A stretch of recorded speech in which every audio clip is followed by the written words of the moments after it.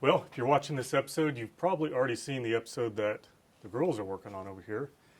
They're on Roxy. We're putting ball joints in it, but they won't be here till later.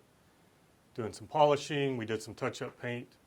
And I have nothing to do. I'm just sitting around. I'm getting bored and lazy, so I decided to lower the 57, and I'm going to attack that whiskey dent. I don't know how to get that out, but I'm just going to work on it today and see if I can get it somewhat straight. At least straight enough to take just a thin layer of glaze putty on it so we can sand it and make it look straight.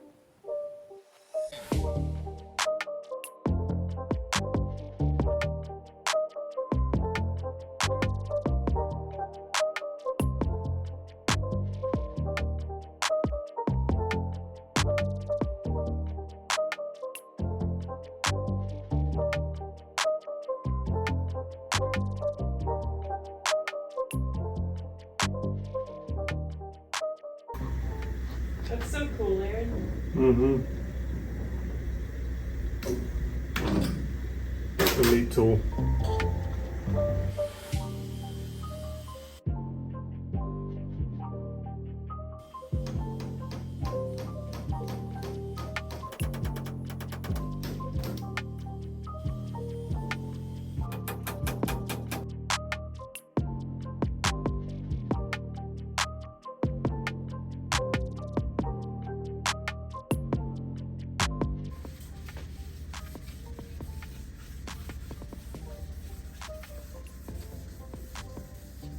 So I chalked it, then I blocked it. You can see it's low here, here, or high here. A high spot right there next to a low spot. A little bit high there too. It's definitely high. So I just keep hitting it with a hammer until we get it straight. It looks a lot better than it did. We've got a long way to go.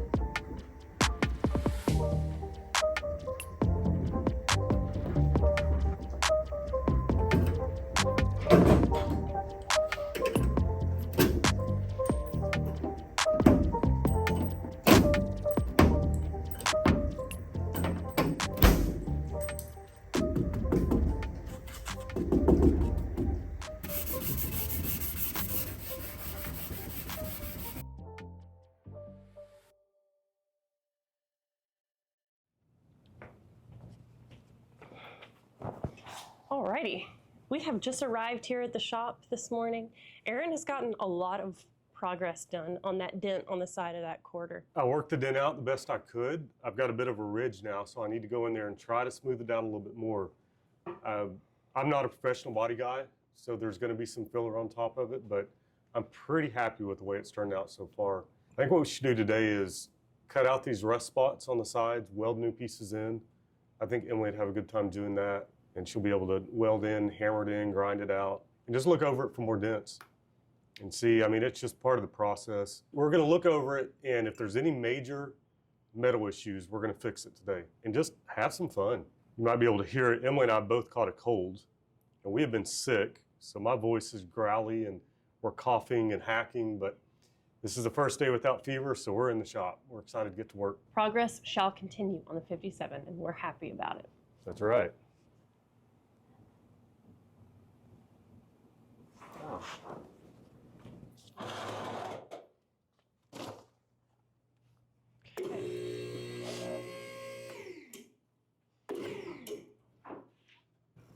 Didn't weigh anything. It takes forever to come down. Mm-hmm. It's rolling. Oh, it is? That's funny.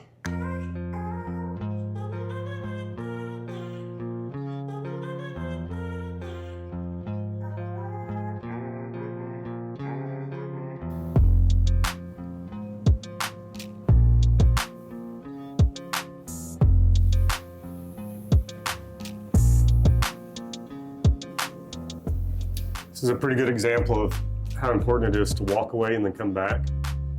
Because the day I was working on this, I was obsessing over trying to make this metal perfectly flat. And now it's been a little while and I come back and I'm like, oh, that's pretty darn good.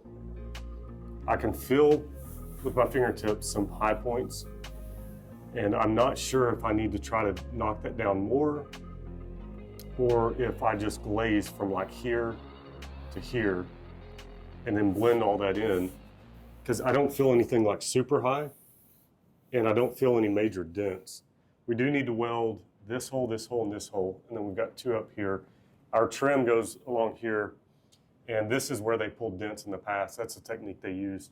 We have a welder where we weld a little thing on it and then pull it out. You guys probably saw that already in the video. But for this, we're gonna weld these holes up because we don't want to put filler on top of them. That creates a weak point, and it can show up in the paint later on once you get vibration and stuff like that. And with the big block and wide tires, there's gonna be vibration and tweakage on the body. So we wanna make everything metal that we can. But I think for now, what I want to do is I'm going to put some glazing putty on here, try to get this smooth, and if I have any high points that stick out, then we'll grind that back out and deal with it, because I really think we're close enough where that's not going to be an issue. And then Emily will start working on those rust holes I showed you a minute ago. This was a crease right here, pretty bad dent. And what I did is I welded one of those little things there, and I pulled out and I tapped it in because this was a bump. And this was a dent. So I tapped it, and that's pretty straight. I want to get that corner out a little bit more because the last thing I want is a filler right there on the edge, because the minute you bump it, it's going to knock a whole chunk out. So I want that seam right there to all be metal. I don't want any filler right there. So I'll work on that more, and we'll just keep going. It's going to be a day of just lots of work and nothing amazing happening like an engine or transmission coming out, just tedious little work. But we'll bring you along with us, show you what we find out.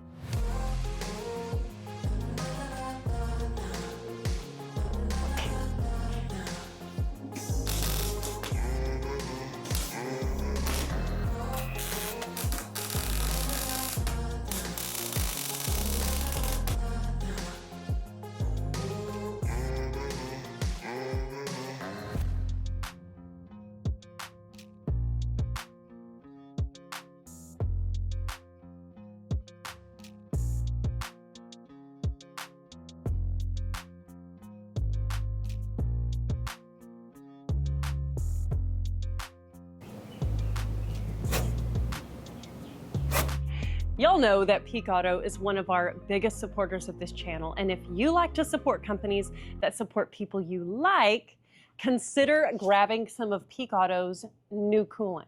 This titanium coolant is pretty badass because, y'all, it's all makes and models. When you go shopping for coolant, it's always confusing, especially if you're not like super gearhead and know exactly what coolant your vehicle takes and you're looking at all the different types. This is all makes and models. It makes it so easy. They make it in 50/50, which is pre-diluted, or concentrate, and you guys should go grab some of this to support. It actually just launched last month. They really upped the performance game because this antifreeze actually cleans our cooling system. So it helps your car cool better. And of course, we have winter coming up. So antifreeze is very, very important to make sure all your vehicles have it in there so that we don't crack any blocks. Huge thanks to Peak Auto for the support of Flying Sparks Garage. And thank you guys for supporting companies that work with us. Get you some. So here we have our little template of the section of metal that we want to cut out. We did layers of tape so that it would have some structure, and we're going to lay this over on our fresh metal so we can cut this section out and have a perfectly shaped new section of metal to weld in. Hopefully that works. That's the plan.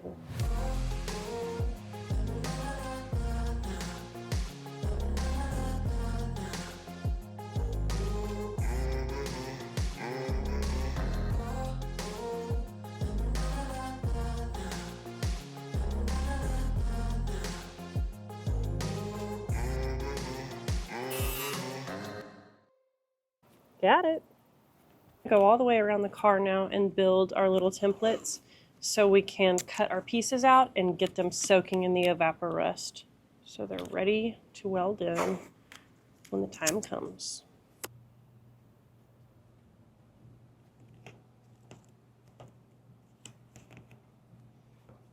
So this is what I'm working with over here. We've got wrought on the forward-facing rocker, on the door jamb pieces too. So this is a more intricate template, but I think what I'm hoping is that I can lay it on our flat piece of metal and get us a good template to cut. That way we're not cutting too much out. Like, we don't need to cut this whole section. We just need to be able to cut pieces of metal, and maybe we'll do separate pieces and do that, or we'll bend it. I don't really know, but this is what I'm thinking on this guy.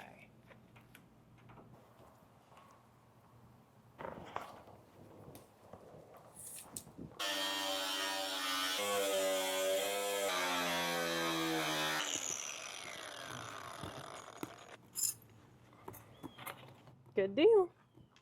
Alrighty, it is time to drop our rusty pieces in our bucket of Evapo-Rust. We recently switched it out with a new jug of it because we use this stuff all the time. And it works so good. And we'll let it marinate. So we discovered that we don't have the sandpaper we need for this. So that's going to be here tomorrow. Emily's parts are in the Evapo-Rust curing, which got back from lunch. And so we went around the car and just circled a few dents that we can work on for now. And this one here, I've already ground the paint off. And all these little green dots are areas that I perceive to be low.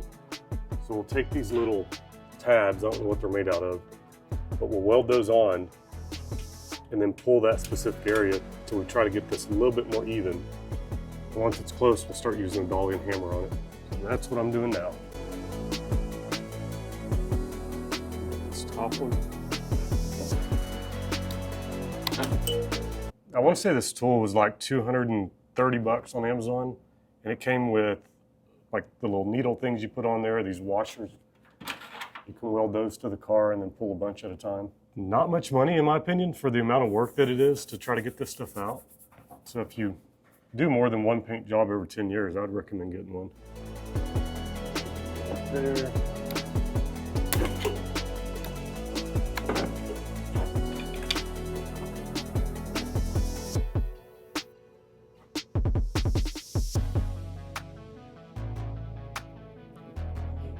That one came up quite a bit.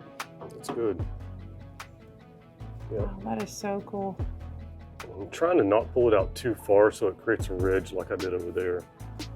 Pull this a little bit more.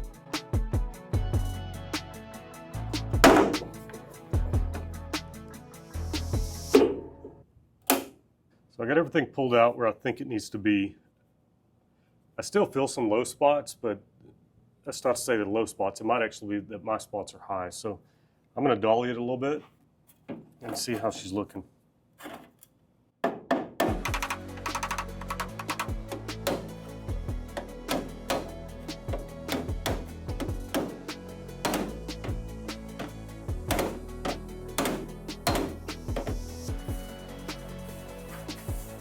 There's still some bumps here, but the overall contour of it is feeling very similar to me, like very consistent.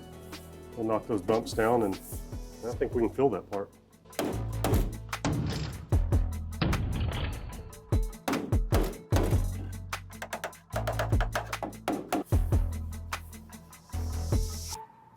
It's good to me.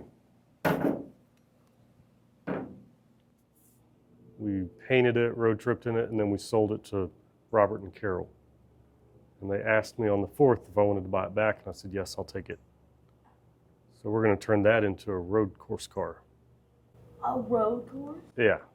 Which is, I'm thinking of. It's like like Indy kind of. Indy cars. Yeah? It's that type of track.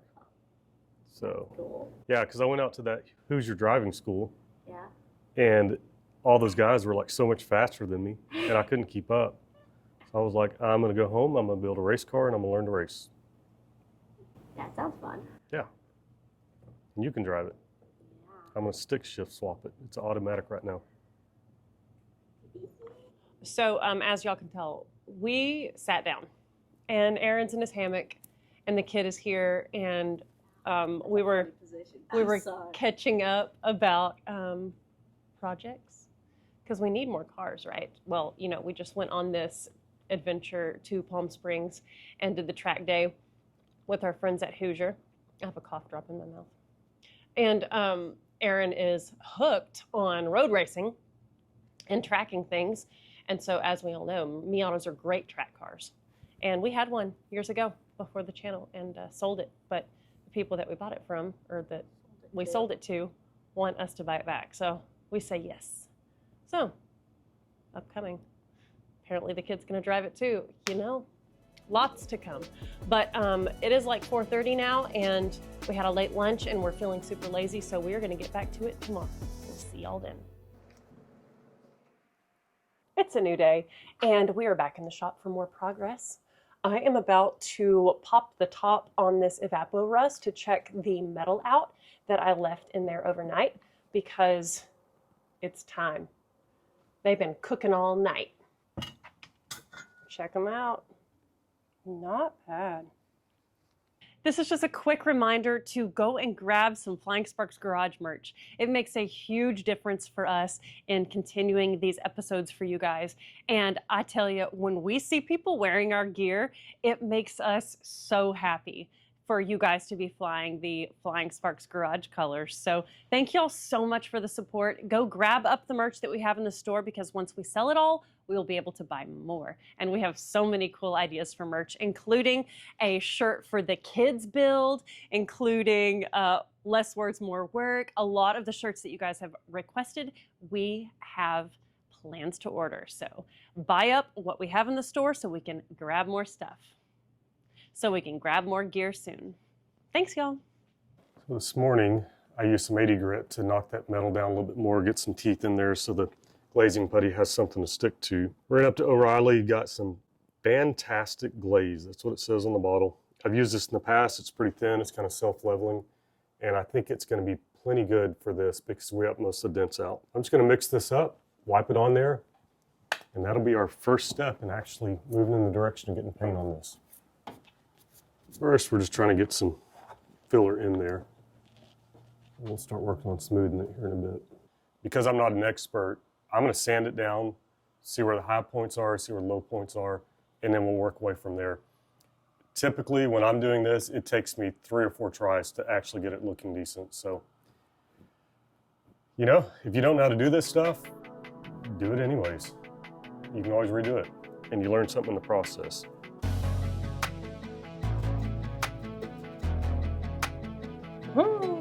Mark number 1.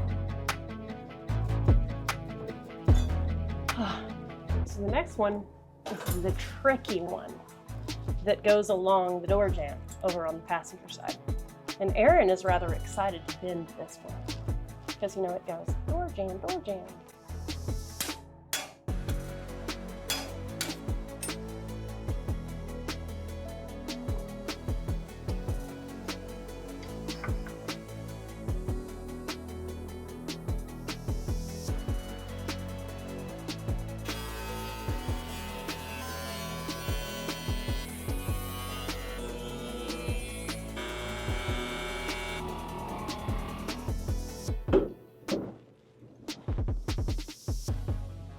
Nice. There's a window. 2 for rot. Oh, that's rubber. And time to weld that in.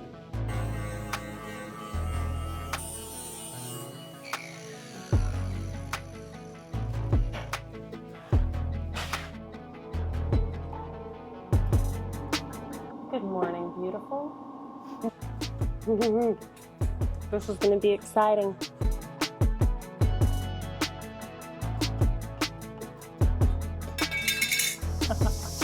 There's probably fancy tools for this. So I have my tack here, but I'm really unhappy with it. I have a gap up here, and then down here, it's hitting the car, like it won't even go in. And I know that my patch is too small for my hole, so that's one problem I'm having, is I really needed to have cut it a little bigger, and I didn't quite get my sizing right. But I don't like where my tack is here because it's hitting at the bottom and I've got a gap at the top. So I really want to break this little tack weld and start fresh and see if I can get it as centered as possible to start. Aaron was just telling me this is not going to be perfect. This is going to be, you know, grinding and getting it all smoothed out. It's not like you're going to get it perfect. And I know that, but I want to get it a little better. And as y'all know, we are not experts. So we hope that this inspires other people to try and do things on their own when they watch us learn as we go and show our mistakes and show as we learn, because we can all make stuff happen if we just use persistence and don't take no for an answer. So I'm gonna break my tack here and reposition it. Okay, I think I'm finally ready to tack again. I got my previous tack kind of ground down and cleaned up for the most part, and I'm using this nice little magnet to get my little patch positioned. I got the curvature as good as I could, and these two corners are really close and gonna be nice to weld. These two corners are not.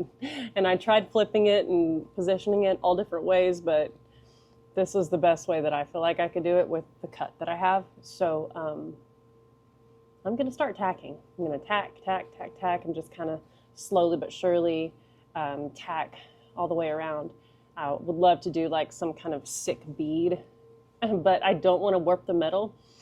It's not super thin metal, but it is, you know? So I'm just gonna start. I've been looking at this for like 10 minutes now, so yeah, let's do it.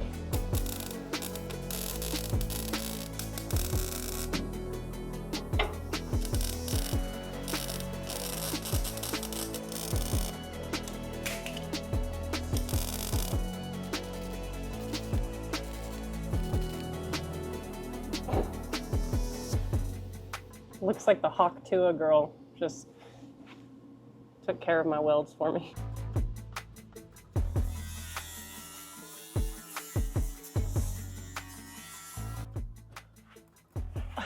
Bye. I'm going home. I just worked on this patch panel, for like 2 hours while Aaron laid in his hammock. And he's like, I'm tired, I'm ready to go home. And I was really nitpicky about that. I mean, I welded it, did my first tack welds, ground it down, saw pinholes, welded again. And I was like telling Aaron, it's just not good. And he's like, Emily, I watch so much bodywork YouTube where I see professionals go back and forth and grind and weld and grind and weld, and then they still use filler on little pits. So he like comforted me and made me feel better about it not being perfectly smooth. And so Now, I want to clarify something. What? The reason I was in the hammock is because I was over here, over her shoulder, and I was telling her how to do it. And I caught myself doing that, and I thought, you know what? I'm just going to go over here and let her learn the process and have fun with it. So we turned the camera off for a bit, and I said, look, just work it. Like if we have to cut this out bigger and build a new panel, it doesn't matter. Just have fun, get the welder on it, get the grinder on it, and just chill. So that's why I was over there in the hammock, just letting her have her space, learn on her terms, and just chill. Yeah. It's an interesting mental thing when you're learning how to do something and you have somebody that you really respect and you want to impress and you want them to be proud of you. And then you also have a camera of like potentially millions of people watching you learn and try your best and want to do well, and working on a car that I care so much about. Like I want to do a good job.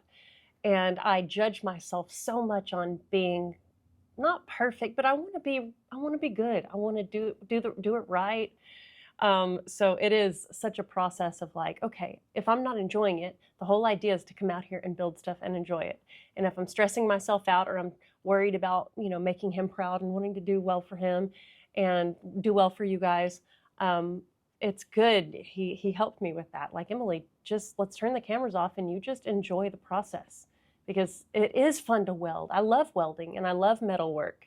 But when I get in my head about it too much, then I don't have as much fun because I'm worried about being good and making everybody proud. So, yeah, it's definitely a mental game, but it's a good opportunity to learn and remind myself and each other who we want to be in this whole scenario, which is encouraging and learn as we go and not experts. And you don't get good at something unless you do it a lot.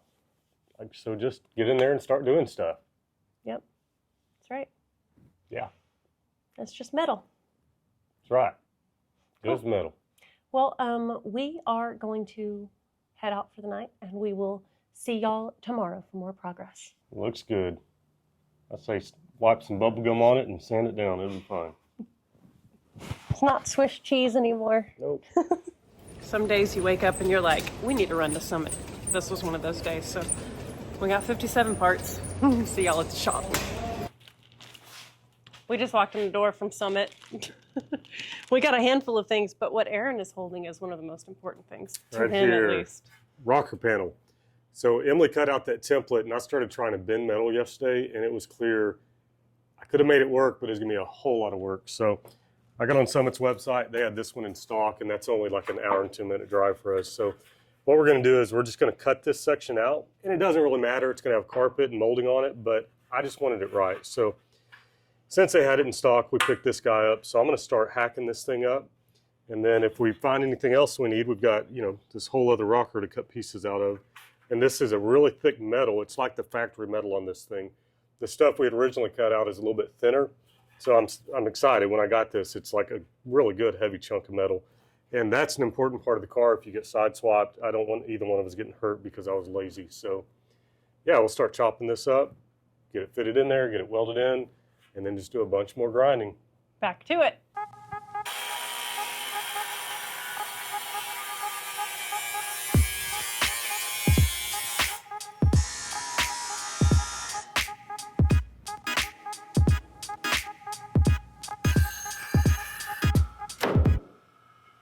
Okay, there's that piece. Just gonna mark it, cut that old metal out, and then we'll weld this one back in.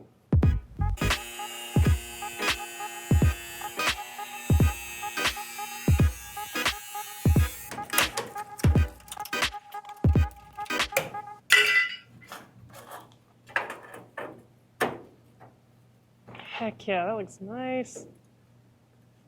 There she is.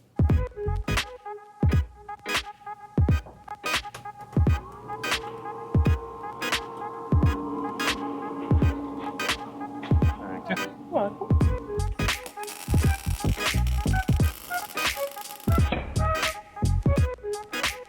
Looks so good, Aaron.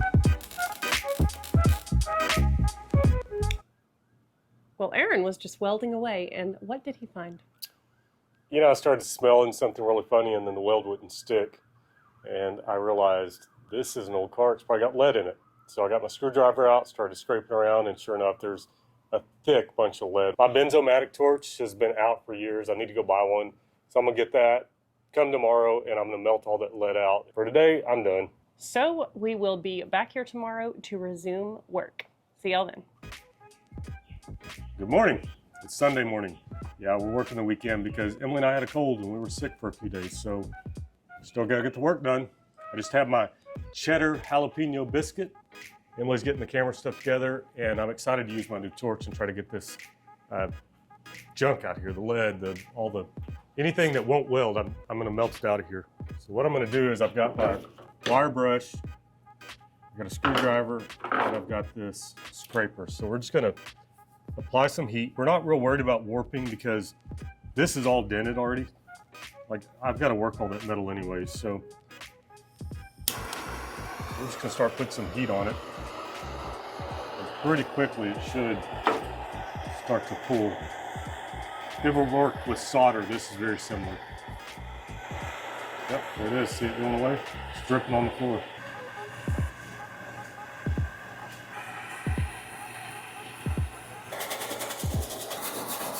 So we can see why it wouldn't weld. That was all filled with lead right there. What we'll do now is I'll hammer this in so it's closer, so I'm not trying to weld a gap. We'll weld that, and because that was factory, had lead in it, I feel comfortable just wiping that with some micro, what's it called? The fiberglass filler stuff. And we'll just fill her back up like it was from the factory, but we'll use a more modern product. So the lead was a factory thing. Yeah, this car, all the seams are put together with lead. Interesting. Anywhere you had pieces welded together, like these are going to be spot welds right here. So this body's not one big piece, it's all done in chunks. Mm-hmm. So if you were to take a quarter out of even like a late 60s or 70s car, when you take the quarter out, you got to heat the lead out of it, then drill the rivets. and then you can take the quarter off of it. It was pretty common. I just didn't expect to see it right here. It caught me by surprise. So that's all beautiful weldable metal now. Aaron was just looking at this section where I'm getting ready to cut, and he was like, I'll bet there's lead in that area as well. Yeah, so let me get my stuff. We'll just find out real quick. Okay.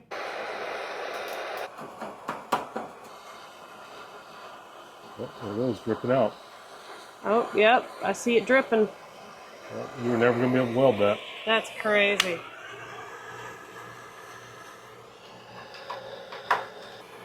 Oh my gosh, so much.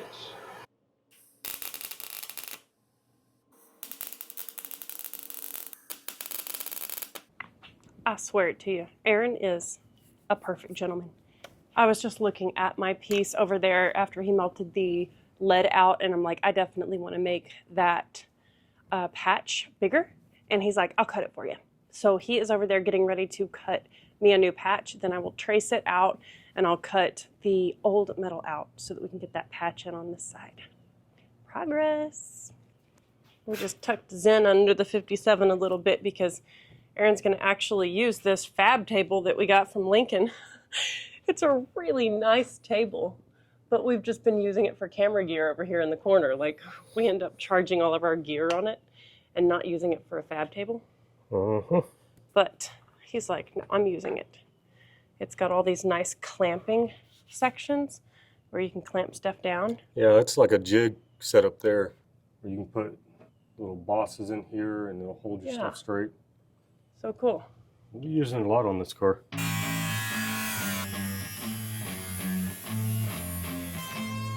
So what I did here is I didn't want her welding right on this edge right here, like right on that corner, because that would be really hard to reshape and make perfect. And I don't like filler on an edge because you bump it and you're going to make a big mess. So I brought it in a little bit so the weld will be right here in the middle where there's typically no contact at. Did that on the bottom as well, just basically halfway through the ledge that's on the bottom, I cut it. So we're going to cut it kind of tight. That way it's, if anything, it's too small, it's not too big. So we can just slowly grind it away until this fits in there as perfect as we can get it on a Sunday when we want to be watching football. Yeah. By we, he means he. Yeah, I just recently started watching football. It's not really ever been my jam, but I've learned that I've got to do something to just turn my brain off and relax, and TV is just too much drama. So I'm enjoying a little bit of football right now. Not a diehard fan, don't have a team. I just enjoy having a reason to sit there. Yeah.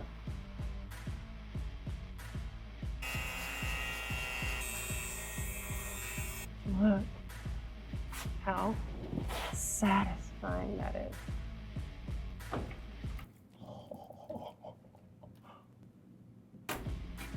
That is so fun. Yeah, so we got to go in there and get all that dirt out, try to get the rust out, put some kind of rusting cover in there. You did not see me do it on that side over there because, look, there's a rust hole at the back. So I'm going to cut all that back out and replace it, and I'll do the rust repair on that side when the back's cut out. You thought I forgot. They know you. Nope, I had a plan. They know you're smart. You see that? Yeah.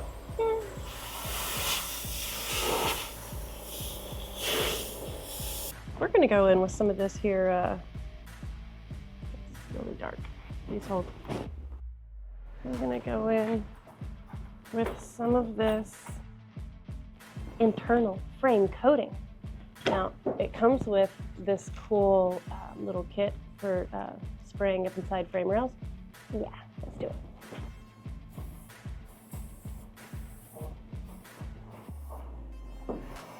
No, we probably will need that thing. It doesn't shoot very far. Do you agree? Probably. We can also put that in after we get our patch on, like slide the tube in from the back. That way it gets the back side of the patch. Mm-hmm. Okay, cool. We got a little head start on it. Okay, before I grind my area for welding, I'm gonna try my piece in here, see how good my cuts are. Oh, yeah, I mean, just the tiniest bit of grinding and it'll slide right in the spot. Okay, cool, man.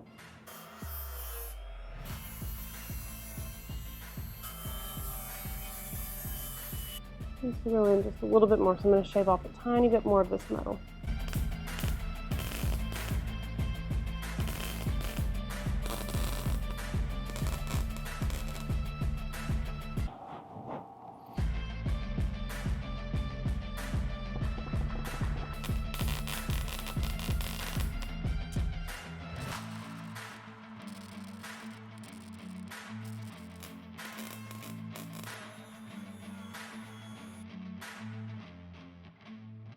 All right, well, I've got my patch where Aaron says he's happy with it, Yeah. which makes me happy. Yeah, it's good enough to put a little mud on there and smooth her out. He just finished a few welds on his side and he's gonna do some grinding on it, but he's curious to put a sander on his repair. Yeah, so what happened here is I don't think I got enough hardener in it. So anytime I put sandpaper on it, it gunks the sandpaper up really quickly. It's not wanting to sand, so I'm going to use the air sander and see if that'll help. It's probably just going to gunk it up too. Just gumming it all up. I may have to put some paint stripper on there and get it off, and then mix some more up and do it right. Rookie mistake.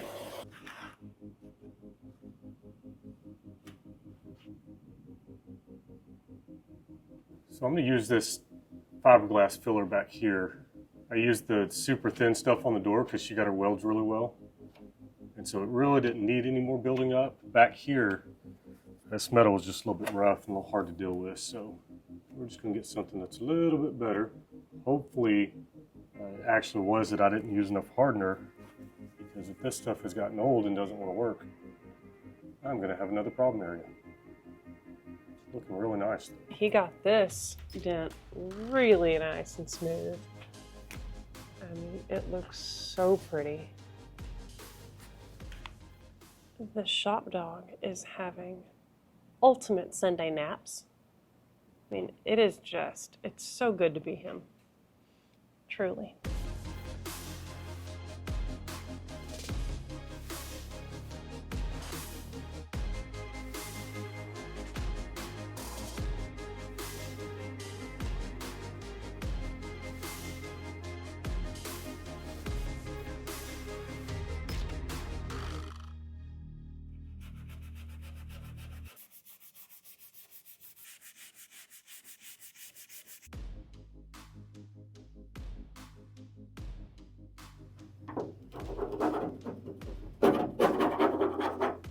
I put some of that stripper stuff on it to scrape this stuff off and start over. I don't know what else to do because it won't sand off, so. Yeah, not the best start to the morning, kind of facing a reality of chemical reactions that are unpreferred. But I have just cleaned the shop out.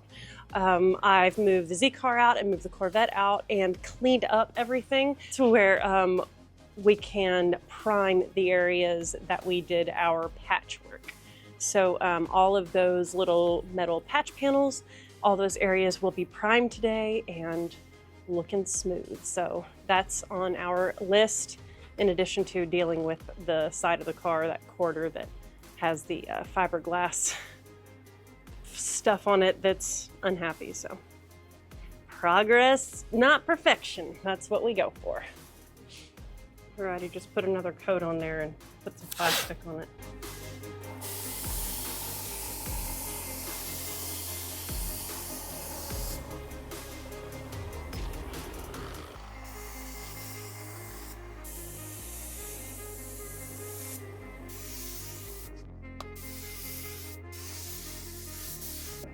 I'll go over my good coat now.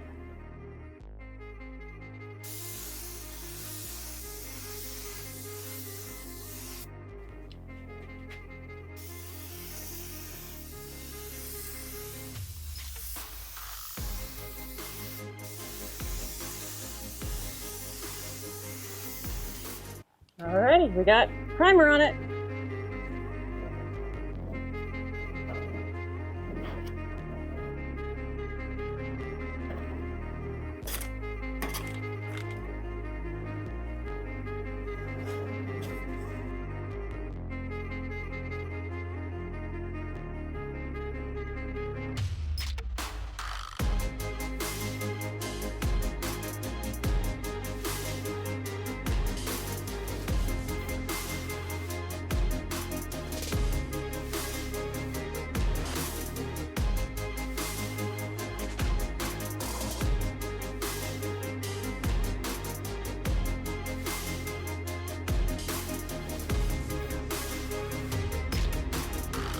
what I just put on there was chalk.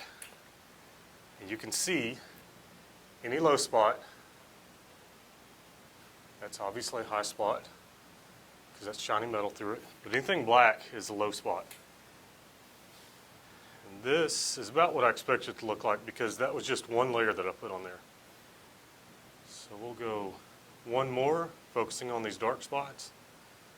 Let it cure and they'll sand some more. Oh my. Yeah. Well, body work.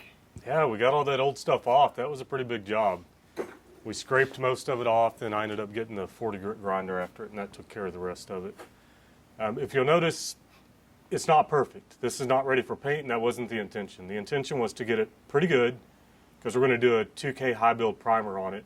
We'll block it after that, and then any imperfections we'll go ahead and smooth up after we get that done. But this is progress. That car is solid metal again. This is progress. You know what's the coolest thing to me is to see all of this stuff that we cut out and beautiful solid metal in place of it. And that was our whole goal. Like when we found this car in Dickie's barn with our friends Newbern and all those guys, I mean, it was like bringing these cars back and putting them on the road is top priority. But this car was in the barn, and it was like one of the high caliber, not a parts car cars.